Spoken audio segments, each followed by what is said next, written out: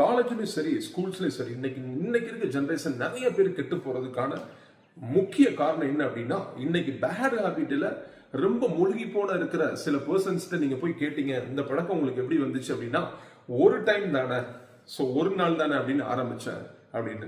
So நல்லா புரிஞ்சுக்கிங்க, நம்ம starting பாயிண்டே இதுதான். நம்ம 1 2 3 4 5 இது எப்படி என்றோம் அப்படின்னா, ஒன்னுலேருந்து தான் என்றோம். ஸோ இதுக்கு எல்லாத்துக்கும் ஆரம்ப நிலை அப்படிங்கிறது 1. ஸோ ஒரு டைம் தானே அப்படின்னு நீங்க அசால்ட்டா ஆரம்பிச்சீங்க அப்படின்னா, எப்படி ஒரு பாடி பில்டிங்ல ஸ்ட்ரிக்ட் டயட் இருக்கும்போது இடையில ஒரு நாள் கூட ஒரு ஸ்வீட்ஸ் எடுக்கக்கூடாதோ, எடுத்தீங்க அப்படின்னா உங்க மனசு அதுக்கப்புறம் நீங்க சொல்றதை கேட்காது. எப்படி ஒரு கப்பல்ல ஒரு சின்ன ஓட்டை ரொம்ப ஆபத்தானதோ, அதே மாதிரி தாங்க நம்ம லைஃப்லயும்.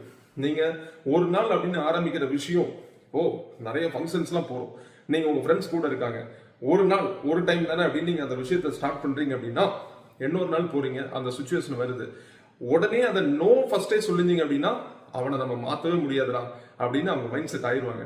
நீங்க தான் அன்னைக்கே அந்த விஷயத்த பண்ணி இன்னைக்கு பண்ண என்ன அப்படின்னு உங்க மனசும் கேட்கும், உங்க நண்பனும் கேட்பான். சோ எதையுமே நோ காம்ப்ரமைஸ் பேட் ஹாபிட்டுக்கு நோ சொல்லி பழகுங்க. Think about